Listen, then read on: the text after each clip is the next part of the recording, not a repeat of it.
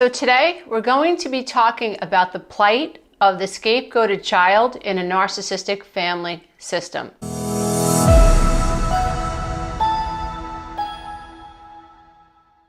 If you love this content, don't forget to click the subscribe button and the notification bell. This way, every time I upload a new video or do a video premiere, you'll be the first to know. So we're talking today about what it means to be the scapegoated child inside a narcissistic family system. So the scapegoated person in the family is the one that is all the stress and the drama and all the blame that is prevalent in the family is being directed towards the child as a way to escape what's really going on, escape the truth. So you might have an alcoholic mother who is picking on one of her children, saying that he's different, he doesn't know anything, he's overly sensitive, he's the problem child in the family, and focusing on the scapegoated child, picking on the child, gaslighting the child, pitting the children up against one another. And when this is happening, all eyes are on the scapegoated child, the way the child reacts, and no one's holding the alcoholic mom or the narcissistic dad accountable for their own behavior, nor are they being called out for the way they are treating their own child. So scapegoated children oftentimes are the children in the family that are the most emotionally honest. They are the ones that are not willing to play the game. They are the ones that fight for justice. They are the ones that don't like the way their parents are behaving. They are the ones that are soaking up all the energy and all the toxicity of the family. So they might look like the child in the family that is depressed, that is anxious. Maybe the child's acting out in school. But that's because the child is absorbing the energy of the family system and the child knows something is wrong. Lots of times the scapegoated child is very protective of other people, very protective of the siblings. Maybe you have a situation where dad is narcissistic and dad is highly volatile, and the scapegoated child will be the one that is defending his mother against, let's say, the alcoholic dad. And the alcoholic dad has issues with the son who is protecting his mother. So oftentimes in a narcissistic family system that's way out of whack, that is so outside the bounds of healthy, I won't even say normal, because unfortunately in today's society, I think most families are a little dysfunctional. You know, it takes a lot to have emotional intelligence and to have two parents who are emotionally intelligent, who see the big picture, who aren't highly reactive, who don't see their children as extensions of themselves, who don't have some type of an addiction issue or some type of mental health issue. Parents who are highly aware of their own triggers, their own trauma, their own codependency, their own narcissism. That's a tall order. Most parents, I think, most people are highly unaware of how their minds operate, of pain versus pleasure. They're not aware of subconscious programming. So I shy away from saying normal families because I think the norm is to be somewhat out of balance. The goal is healthy family dynamics. Now, in order to have healthy family dynamics, people have to feel safe, right? In unhealthy family systems, children do not feel safe. Like I said, you could have siblings that are pit against one another, right? Growing up, I was pitted as the overly sensitive child. I was the one who was seen as the kid that was never happy. Well, I wasn't happy. And my parents weren't happy. They were very anxious people, very controlling people, very judgmental and very critical people. Although on the outside, most people wouldn't say that. On the outside, neighbors would think that, my parents were, Ken and Barbie and everything was fine. And I would see the flip in reality. I would see like mom would be raging at me literally 1 minute and someone would knock on the side door or the back door and she'd give me a look, with her face would be all grimace, like, get out of here. And the next thing I'd hear is like, hello, how are you? Like nothing ever happened. And it was so bizarre. And I couldn't figure out like what's happening. I just used to assume that it was me, that there was something wrong with me. And so when you are the scapegoated child, you're the one in the family that is acknowledging that something's off. I, as a child, could not pretend. And I was the child that my mother picked on, and picked on me more when my dad wasn't around. So I know all too often what it feels like to be the scapegoated child. One of the qualities that I also had as a scapegoated child was I was very protective over my brother and my sister. But it was an odd dynamic because my father specifically, when it came to schoolwork, my father would say, "Why can't you do your schoolwork like Lisa?" I had empathy for my brother and I wanted to protect my brother, but I knew at the same time that my father was making it difficult for him to have any kind feeling towards me whatsoever because he was pitting him against me. He was actually comparing his work to my work. My mother, on the other hand, would triangulate. She would talk negatively about me to my brother. And I knew it was happening, but there was nothing that I could do. I was a little kid, and I knew that my brother was not going to have kind feelings towards me because of what my mom was doing. Many of you might have heard the story where I talk about, it was very rare to hear my mom laughing. She's the unrecovered adult child of an alcoholic. She had a lot of trouble with feeling out of control. And I personally feel that she controlled her anxiety through cleaning. Like, that's what gave her solace. Well, it was the only thing she could do, really, because she worked for my father. He had his own business, and she had to stay home and answer his phones, his business phones. And we didn't have a second car. So she was pretty stuck. It wasn't often that she laughed, and one day I came home from school and I heard her laughing, and it was intoxicating. And I remember dropping my bookcase, my book bag, in the kitchen and slowly ascending up the staircase, hearing my mother laugh and hearing my brother laugh. And when I got to the landing of the staircase, I started to recognize what I was hearing. She was reciting my journal. She was reading my journal to my brother. And it was as if someone poured gasoline over my entire body. I mean, it was so violating. And my mom was the kind of person that you felt like you were in a petri dish. You felt like she was inside your head. She was always on top of you. She'd count your underwear. Like, I'm not kidding. She knew whether or not I was changing my underwear. She knew everything. And it was just very exhausting. It felt very intrusive. And I just always felt like, wow, I have my journals. At least I have something. I can write how I really feel in my journals if it was my safe place. And when she violated that safe place and she shared it with my brother, while she bonded with him, she pushed me out and pushed him against me. And in that situation, my brother then becomes her hero because I get upset, and then my brother has an opportunity to stand in and gain my mother's validation, to be her little soldier against me, against his sister.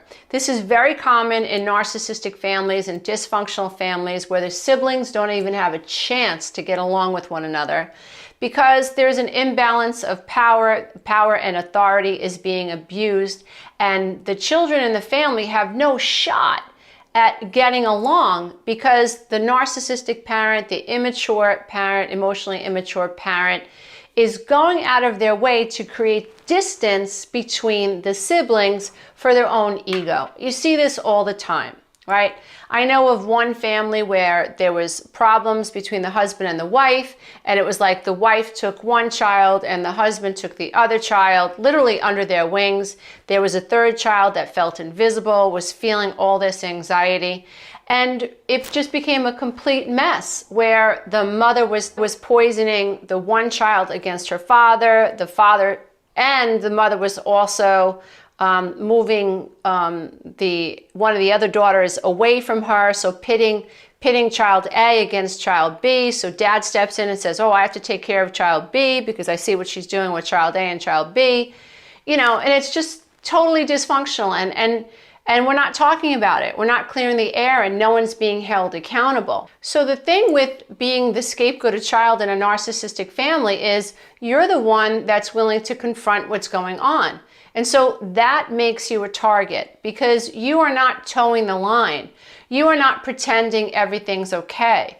You are calling out your parents. You're calling out the injustice. And because you're saying, hey, I don't think that's right. Hey, I think we should talk about it. you become a target. I remember when it was just a ridiculous thing. And if you come from a dysfunctional family, you will relate to this. You know, one of the things that I wanted to teach my children growing up was that you don't have to kiss anybody that you don't want to. And that included my parents. And one day my mom came home from work and my son was about 4 years old and her friend was over too. And so suddenly my mom wanted to play Nana, you know, and my mom really didn't spend any time with my children because she worked full time. And I understood that. But to in front of your friend, try to act like Nana, it's sort of wacky for the 4-year-old child because he doesn't get it. And so my mom came home from work, her friend happened to be there, and she makes a big deal that she's home to my son and come give grandma a big kiss, come give grandma a big hug. And my son flashed me a look like, I don't want to give grandma a kiss. So I said, Mom, he doesn't want to give anybody a kiss right now, maybe later. Well, she was PO'd. She was so annoyed. She was irate. Once her friend left, that's when it was obvious. The passive aggressiveness, I mean, it came out of nowhere. Once her friend was gone, that's when her rage started to come out because I was saying to her, no. And my son was saying, no. And you don't say no to an emotionally immature parent or a narcissistic parent. You don't say no, right? And if you do, the 3 Ps, there's a pattern of punishing people who disagree with them. And that's exactly what happened. And literally it came out of nowhere.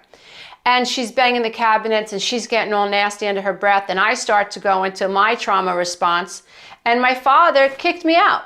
He said, you and your monsters, get out of here. And I looked at him, I said, Dad, what are you talking about? Like, you know she's wrong. There I was opening my mouth. I was challenging the system.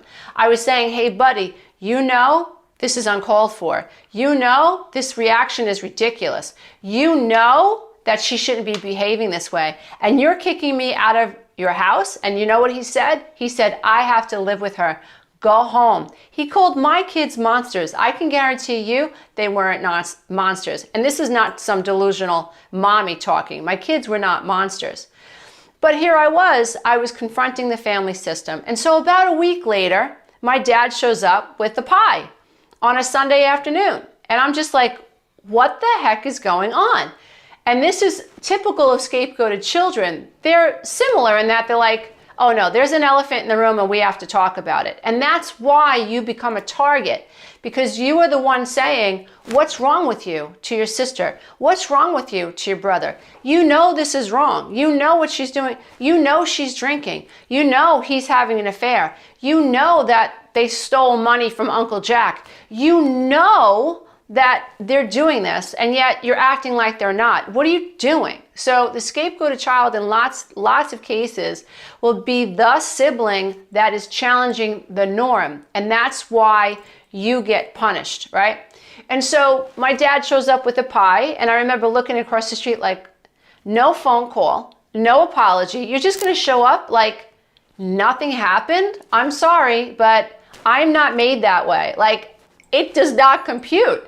And so when I opened the door, I said, what's up? And he's like, what do you mean, what's up? And I was like, so that you're just gonna show up with the pie? We're not gonna talk about what happened? That's it, he says. That's it, we're going home. And they left. I mean, this happened over and over and over, so many different times where there was an incident in the family. I tried to confront it, and then I was punished for trying to confront it. This is extremely typical. It's important to remember that a narcissist knows who is going to allow them to manipulate them. But they also know what child is going to give them a hard time. And that is also why you will become a target of a narcissistic parent. If you are a strong-willed child, if you are the child that questions authority, if you are the child that why do I have to do that? If you are the child that is not going to acquiesce and subjugate themselves at will because mommy dearest raised her voice, or mommy dearest is drunk and she wants you to go get her glasses, or she wants you to go run to 7-Eleven for another 6-pack, and you say, no, you're drunk. If you're that child, then you're the one that she's going to try to break. You are the child that recognizes that this is unfair, that this doesn't make sense, right? This is unjust. None of this is making sense to you, and you know it, and the narcissistic mother can sense, or the narcissistic father can sense that you are not going along with the program. You don't smile when they say something racist. You don't smile, you don't joke when they make fun of your aunt that just left the house, right? You don't jump when they say jump, right? You don't go along with what they're doing. If your parents are addicted and maybe even criminals, and you're the child that's like, no, I'm not doing that, that's wrong. There are narcissistic parents, and a form of abuse is criminality. Teaching the child to shoplift, teaching the child to take advantage of a system, right? There are parents who actually teach their children how to do that. So you would be the scapegoated child if you were the child that said, no, I'm not doing that. You were the child with a moral compass. You were the child that, it has an animal, and you're taking care of the animal, and a narcissistic parent does something terrible to your animal, and you say, that's ridiculous, and that's unjust, and that's unfair.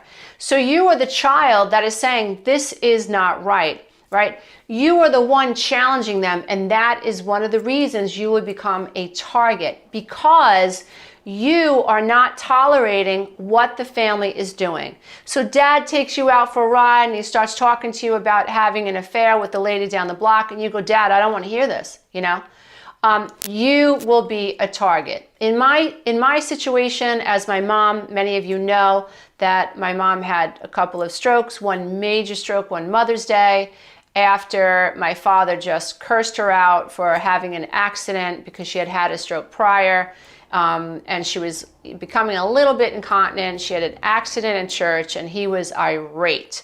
And I called in the middle of this because he had to clean her up, and he was using foul language towards my poor mother, who was becoming more and more helpless. And a few hours later, she had a major, major stroke. And not very long after that, she started to have hallucinations, dementia was setting in, and it just got worse. And I was the child in the system that was challenging my father, saying, Dad, you're not a caretaker. You can't take care of Mom. And he would scream at me on the phone, how dare you tell me that I can't take care of my wife? And he would hang up on me. He threatened to cut me out of the will. He told my brother, I don't need her, I'll cut her out of the will. Why? Because I was challenging the system. But I have to tell you, if you are the scapegoated child, you are being scapegoated because you're strong-willed. You're being scapegoated because you have empathy and you have emotional intelligence enough to see the big picture, and you know that what is happening is unjust in your family. You have a moral compass. You recognize when people and your parents are abusing their authority. You know ignorance when you see it. You know stupidity when you see it. You know meanness when you see it.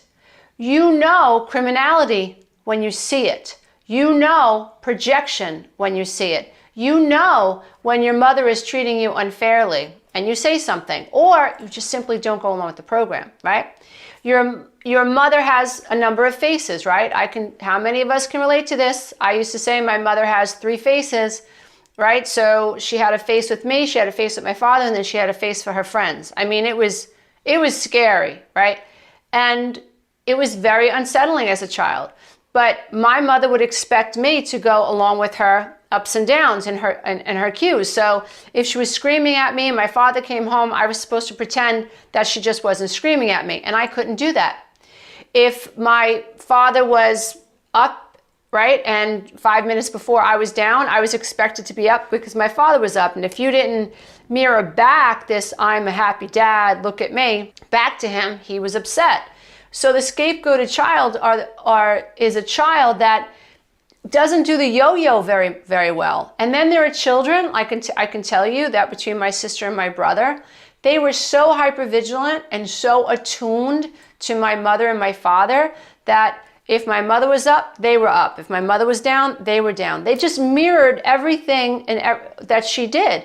And I just couldn't do it. I tried when I was younger, really, really little, but there got to a point where I just couldn't do it anymore.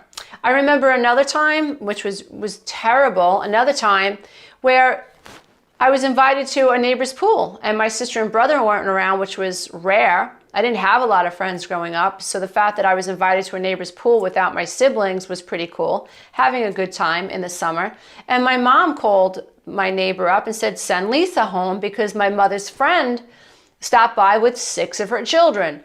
And my mother expected me to entertain these kids.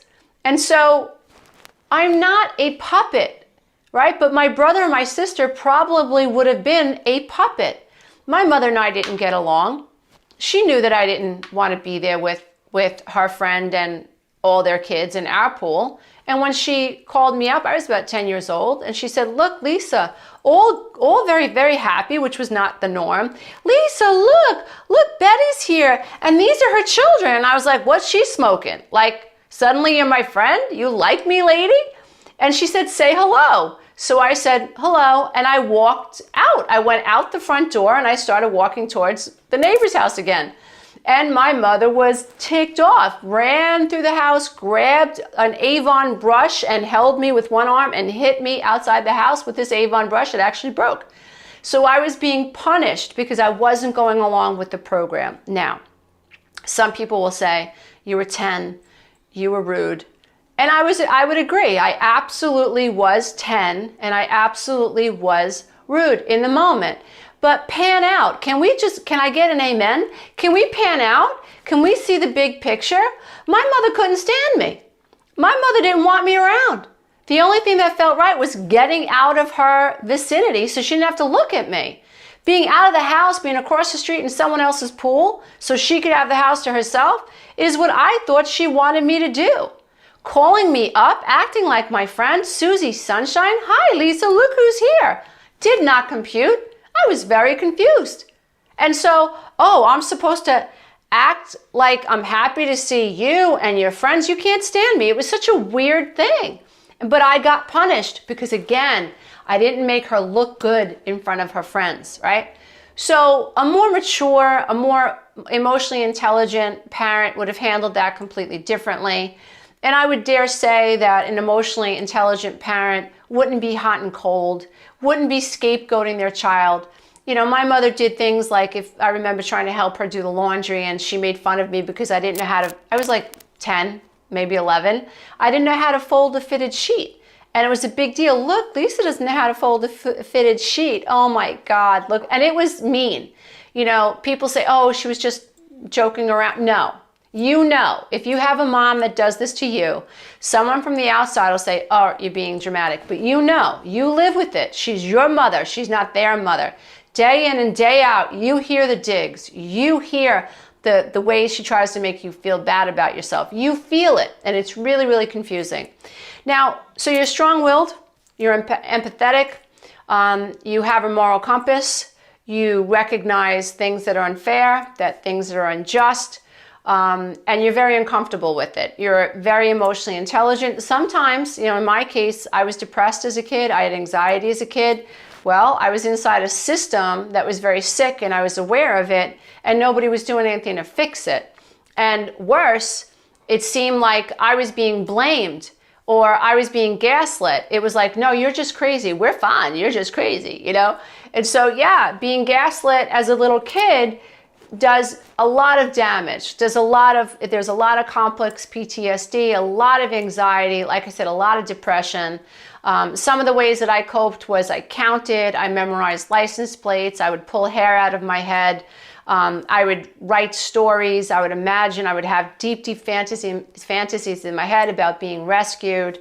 I would imagine I had a boyfriend, and these fantasies really helped me escape I would say the overwhelming suffocation that I felt in my family. And without these behaviors, I don't know what would have happened. I'm very grateful that I counted on my fingers. I had this thing where if I heard a sentence, I would repeat it in my head and I would, on my fingers, count the letters of the sentence. And in my head, I felt complete, or I felt satisfied, or I finished a loop if it ended on an even number. So if it ended on 10, right? So that was the goal. I know it sounds crazy, but anybody out there struggling with like OCD, and anybody out there who also struggled with like bizarre coping skills, you'll get it. One of the worst things that happened was, as a result of being in this type of a family system, was I did develop eating disorders. I was exercise addicted. I remember, I never thought that I'd ever be able to beat it. I abused laxatives for a while. I was starving myself. I would eat maybe 3 cookies a day, and I would go on my exercise bike for 10 miles in the morning, 10 miles at night. And I didn't feel right unless I completed the 20 miles. So it was a very grueling process while it was happening. And it took me quite a long time to understand that everything that I did, all of these weird behaviors, actually was an effect of a cause, and I wasn't the cause. I wasn't the cause. It wasn't me, it was my programming. That's my tagline. It's not you, it's your programming. It wasn't me, it was the environment, right? Epigenetics is real. So I was a cell, and I was put inside an ACOA family, adult children of alcoholic family, unrecovered. And so I was essentially raised by 2 unrecovered alcoholics. And we didn't talk about our emotions. Everything was very stifling. A lot of criticism. Everything was very cold and very stoic. There was no soft place to land. My father wasn't a nurturer. My mother wasn't a nurturer. My mother didn't make me feel seen. My father didn't make me feel seen. And so it was a very grueling way to grow up, to feel like I'm part of a system, but I don't belong here. And seeing my mother and father like so addicted to one another. I was the one she projected upon. I was the one that paid the price of, you would say, her disconnect from her mother. And I was the one that, I stayed away from the family. Then at 12 years old, I stopped staying home. I was just like, I'm out of here. Once I found a group of friends, I wanted nothing to do with my family. And then I got criticized for never being home. So there was no way to make the people in my family happy. And so I would say that if you are the scapegoated child, you are not alone. Scapegoated children are persecuted. Scapegoated children are punished for telling the truth.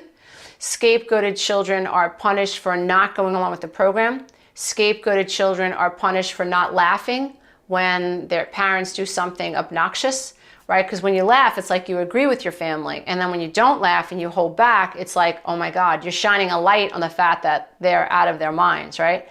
And so you're showing them that, something isn't right. And you're also showing them that they don't have as much control over you as they would like. And so you will become a target because you're proving that you are not as controllable as your siblings. Now, I would say that all of these qualities that make you the scapegoat, the fact that you believe that, you have a right to be treated fairly, and you can recognize when you're not being treated fairly, the fact that you know that something's wrong, the fact that you can separate yourself from them and feel like something's off here, the fact that you can do that will help you in the long run. You see, because what happened in my family was all of the things that they seemed to dislike about me, my ability to stick up for myself, at least with them sometimes, I was able to say, listen, I don't think that's right. Don't do this, don't do that, especially as I got older. These qualities really, really ended up saving me because I was able to see that this was not right, that this was wrong. And so again, being able to say this is wrong, this is actually what's wrong what is wrong in this family system, really saved my life. The ability to recognize right from wrong in a family, the ability to be analytical.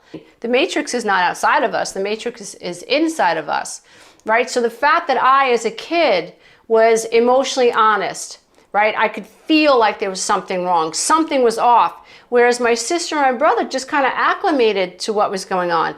My sister, my dad passed away this year due to COVID, at least that's what the hospital says, but up until fairly recently, my sister was drinking his Kool-Aid.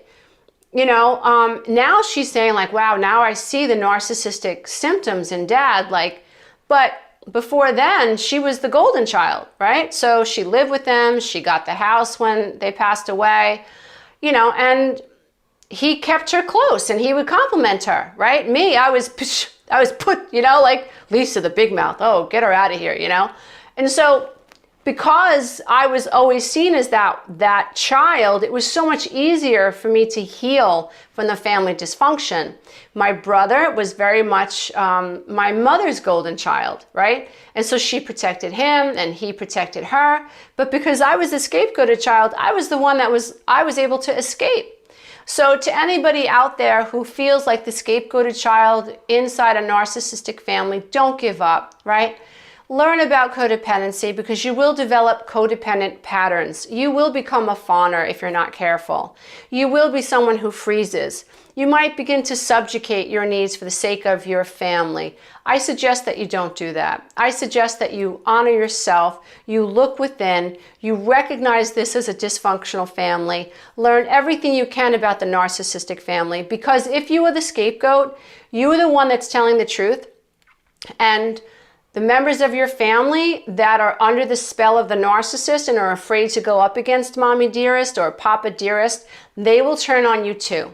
You will be seen as a complete threat to the system, and it will spread. It will spread to your cousins, it will spread to family members, and if you're not careful, this becomes all-encompassing. You can actually get sick, right? You can get physically sick trying to fight this family system.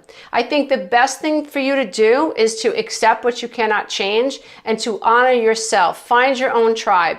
Find a therapist that understands this dynamic, or a life coach. Get inside a Facebook support group that you think can support you as a scapegoated child. ACOA is a great resource. Al-Anon, CODA, these are great resources for adult children that come from dysfunctional homes. Make sure that you build yourself from the inside out, so you know it's not you, it's just your programming. You know that your mother's a narcissist. You know that your father's a narcissist. But the goal really is to detach and to accept what you can't control. Because unfortunately, when you are the victim of a narcissist, you're the scapegoated child, what can happen sometimes is you can lock your horns. It's important that you're careful if you come from a narcissistic family, because understand narcissism is an addiction to the ego. The narcissist is never going to be able to transcend ego. They won't have an ego death. And they get their power from keeping you below the veil of consciousness, by engaging you, by you being a target. They need a target. So when you detach, when you pull away and you say namaste and walk away, as I like to say, then the target is gone, right? They can't gain a source of narcissistic supply from you if you just don't play the game. And it'll take time to heal, because you're talking about rejection, you're talking about abandonment, you're talking about healing from low self-esteem, which is a parent's job to make you feel seen, and a narcissist makes you feel the opposite. They make you feel unseen, they make you feel invisible, and the only time they do see you is when they're chastising you and criticizing you. This could become your own negative self-talk. You could develop a highly critical inner critic. And these are the things that you have to work on yourself. It's all your inner child healing. There's an inner child inside of you that deserves to be healed. You have to access your higher self, right? Because higher self knows all. Higher self knows that you're everything and everything is you. Higher self knows that you're enough. Your parents don't know that you're enough. They don't even know they're enough. That's why they play these silly games, right? They have to play these narcissistic games because they're narcissists, right? You're not a narcissist. You want to be out of this dynamic. You really have to learn to let them go, right? There's an old saying, if the cucumber is bitter, don't eat it. If the rock is hot, don't pick it up. And certainly don't stick it in your pockets. A lot easier said than done, but this is the way. Detachment is the way. Recognizing what's wrong is not you. It's the sick family system. Recognizing that you don't have to carry the shame of a sick family system. You did not create your mother. You did not create your father. You did not create these narcissistic dynamics. So you don't have to chew on it. You don't have to accept it. You don't have to keep it in your life. But this is a very, it's not an easy road. but it is the road back to yourself. I can tell you that it is the road back home. When you let this go, when you stop playing this game, you will ultimately find and reclaim yourself. Namaste. Until next time, as I bow to the love and the light that is absolutely in you. Don't be a 5-watt bulb when you can be a 100-watt bulb. Bye, everybody. Hey, if you love this content, don't forget to check out the next video, and you can go to my website and take the codependency quiz.